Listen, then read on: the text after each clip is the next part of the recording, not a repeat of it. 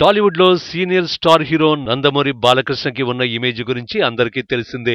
Balakrishna new project launch అవుతుందంటే చాలు హీరోయిన్ల గురించి కుప్పలు తెప్పలుగా వార్తలు వస్తూనే ఉంటాయి. బాలయ్యకి తగిన జోడీని ఎంపిక చేయడం దర్శకులకు కష్టంగా మారింది. బాలయ్య మాత్రమే కాదు, 6 వయసు దాటిన స్టార్ హీరోలందరితోనూ ఇదే పరిస్థితి. బాలయ్య హీరోయిన్స్ విషయంలో ఇంకాస్త ప్రచారం ఎక్కువ జరుగుతుంది. కిలాడి చిత్రంలో అందాల ఆరబోతతో అదరగొట్టేసిన డింపుల్ హయతి సైతం బాలయ్య సరసన స్పెషల్ సాంగ్ కి నై అంది అనే వార్త అప్పట్లో సంచలనం సృష్టించింది.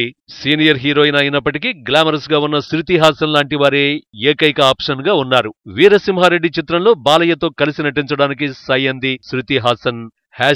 #NBK108 వర్కింగ్ టైటిల్ తో అనిల్ రావిపూడి డైరెక్షన్ లో బాలయ్య న్యూ ప్రాజెక్టు ప్రారంభమైంది. ఈ చిత్రంలో బాలయ్యకి జతగా బాలీవుడ్ హాట్ బ్యూటీ సోనాక్షి సిన్హాని పరిశీలించారు.